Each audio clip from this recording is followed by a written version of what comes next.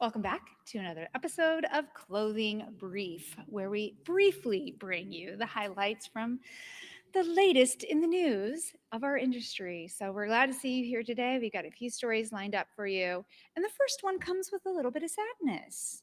Yeah, it's the Estee Lauder. They are have announced that they're mourning the passing of Leonard Lauder, Chairman Emeritus. He lived a very full life. He did pass away at 92, but he's certainly integral to the company for many, many years. I myself have a personal connection with this company. I started my career in retail at a very young age of 2. No, I wasn't 2. I was a little older than that. But 5. yes, but I had worked with the company. I found it to be a wonderful company. They were good to their people. The products were wonderful, and they had Always a had a gift with purchase always to had a drag guy. I you in. mean, it trained me today. I still Yes. seek that gift with purchase. Yeah. So, it's a really sad story. He He sad didn't in look a that. day over 20 though, because of all that wonderful Well, it's cosmetic and makeup and right. He looked moisturizer and great to the yeah. end, but he was a wonderful person. He pioneered a lot of innovations and trends that have now been widely adopted across the industry. He, of course, is the son of the founders of Yeah. Estee Lauder, so he's really, an important figure to the company. And I also like what he did for the company. In addition to strengthening Estee Lauder as a company, they've acquired many businesses such as Aveda and Mac and La Mer, many companies that we really love what they're doing in the beauty space. And of course, they also launched Clinique and just many other better brands in this space. He was a great patron to the arts, advocated for public access to the art, had a huge collection he donated. Cubist collection. I think he donated to the Yes. Metropolitan Museum of Art. Yeah. Yes, was a philanthropist within health research, cancer research, Alzheimer's. So, definitely a loss to our world, but a wonderful life he led. Yeah. So our hearts go out to the family and those at the company that are going to be missing Leonard. Next story, France. They are cracking down on fast fashion. What's going on here? Well, there's been a lot of, precursors to this, right? Mm-hmm. Digital passports. I think EU is still taking the mantle up where America's kind of dropping that mantle of trying to control carbon emissions and balance, pollution, things like that. We've had Mm-hmm. a lot of conversations about that.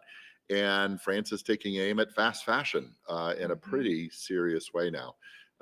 They're asking Shein and Temu to really show some more transparency, Mm-hmm. disclose environmental harm, or face fines. And it's up Right. to like 10 euros per item or garment. And that's a Or lot or for some of those 50% items. Yeah, of the 50%, because right. I guess Which some of those items are yeah. way less than that, right? So I Yeah. think, that's continuing to change the landscape. I think it is for those that are planning and looking at doing business in Europe, they've had ebbs and flows in that Mm-hmm. conversation. They've really wanted to move aggressively with the digital passport. And then they've kind of taken a few steps back. This is the way that things go. You want to make a change, but you have to be realistic about incremental change so that Yeah. the industry can catch up. But hey, this is a not a warning sign, but a notice Yeah. to the industry that if you're going to do business in Europe, you're going to have to figure out Yeah, these kind well, of the challenges coming passport up. is definitely part of this conversation, and probably will help because part of the what's considered environmental harm is waste, and some of these other Yeah. things that the passport is measuring. So it seems like these really do go hand in hand. Yeah, the passport's really trying to focus on, like we have, air conditioner ratings and all that Hmm. stuff. They're trying to really look at carbon credits and carbon usage, and so they're going to give some kind of a rating versus carbon usage. Hmm. As we've talked about, there's two sides to that coin, and so it's going to be an interesting landscape. But they do care about the environment. We all need to care about the environment. There Yeah. needs to be ways to make that path move forward effectively, right? Another story, EU based, comes with Kering. They are bringing an outsider in to help solve some of their challenges. This is I think, a pretty surprising decision of who they've elected CEO. Well, you brought on look at him now, and he's what's interesting is that, he was the previous CEO of Renault. And Right. Renault, Is that luxury? well, I don't know. Those of you that have Mm. experienced Renaults in the past might have your own opinions. I Uh, won't make an opinion one way or the other. But it's certainly an interesting shift for a luxury company yeah. to bring in what you would consider maybe a more standardized Moderate. commodity, moderate kind of automotive company CEO. Yeah. But I think it also, one of the things that he was really known for is cost Cost control, cutting. Yeah. cost cutting, bringing a company that was, in the red and the back into the black a little bit. Yeah. And I think that, of all the things that we've talked about over the last couple of weeks in the luxury market, you know, it's becoming more difficult. Yeah. Next generations aren't spending the dollars that they used to spend in luxury, or the different tier groups, and they're trying to figure out the future of luxury. And so part of that future is maintaining profitability. Mhm. Shares jumped 12 to 13% on the announcement, and I think it's about how do you manage budgets, how do you Mhm. understand which group under the whole carrying umbrella is profitable, which isn't, and how do you manage that stuff? So maybe it's just more of a numbers point of view. Yeah. Um, Well, sometimes an outside perspective is really, really helpful, especially when you're in the midst of struggles. And it's been in our news headlines almost every week. Some yeah, other story of one of the companies under that we'll umbrella see how that's that works announced for sure. some challenge. I do hope that the cost cutting measures doesn't come down to product alone, because what everything that we've been talking about recently is that consumers are continuing to lean into better. They want better, they care about quality. So hopefully cost cutting measures don't equate to quality cut measures.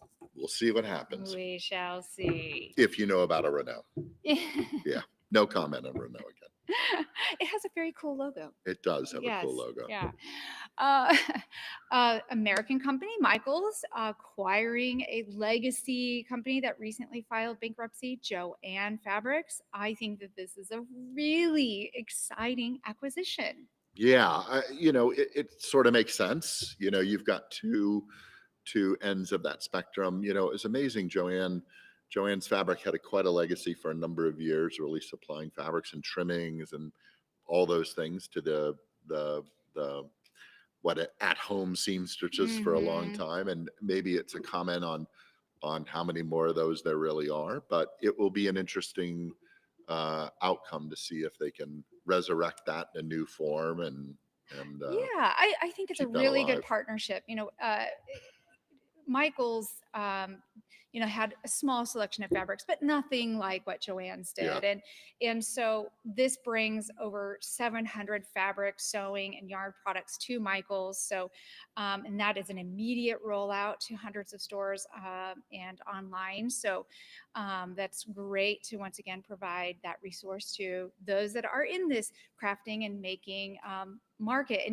And that is another trend we've seen really on the rise. People want to make products, they want to buy products from people they know. So it's very supportive of the demands of we'll consumers. see how they adjust the assortment plan to kind of bring them forward, right? Mm-hmm. The adjustment toward crafting, the adjustment away from maybe people that are actually making as many clothes at home. So it'll be interesting to see what the on the floor merger between It these will two things be. It really will be. kind of look like. Yeah, I agree. I think about as a kid going to the fabric store and mom making your shorts and shirts, and the patterns were all very, just of that time. My They mom never made garments, so I never had that experience. and I kind of feel like that was kind of the assortment that they had several years ago. You'd Yeah, walk in and you kind of expect that this could be a sheet or a shirt, right, and so right. maybe some modernization is on the rise there Yeah, it'll be too. interesting to see. Yeah, speaking of these craft like trends, we're finding a resurgence in that in relationship to fashion. Lace and crochet are everywhere right now. Mhm. And this is, again, a tie in to consumers wanting to connect with handmade products. Yeah, and you're seeing kind of that handcrafted go all the way up to luxury brands again. Chloe and others are Mm-hmm. utilizing that. Megalina, a group that we worked with for a Right. long time, she's really pretty well known for that type of aesthetic. It's Yeah. beautiful, it's sexy, it's romantic, Mm-hmm. and like all trends, we're kind of moving through that whole lace and crocheting trend. As Yeah, you're getting more into the 70s fashion and things. I do remember that. of That was course. in lieu of hanging plants, probably, and Right, maybe some vests, macrame. macrame. Yes. Yeah. Well, it definitely has that connection to upcycled materials, that slow fashion ethos, and some of those things that people are really seeking right Yeah, and with now. technology, lace has come a long way. Oh There's a my lot of pretty gosh. amazing lace out there. Yes, Yeah. absolutely. Well, I think that kind of wraps it up. Can you believe we blew through those headlines so And we fast? didn't mention the T word once. Oh my gosh, we didn't. Yeah. We'll take, Well, hopefully, we'll take a few we're gonna breaks from we're that. gonna tap out on that. That'll work. We're gonna escape the T word. Well, thank you for joining us on this clothing brief this week. Do not forget to subscribe to stay apprised of upcoming episodes, and don't forget we got a longer format podcast, Clothing Culture, available on all platforms. Very wonderful, insightful conversations with leaders in the industry. We'll see you back here next week at noon.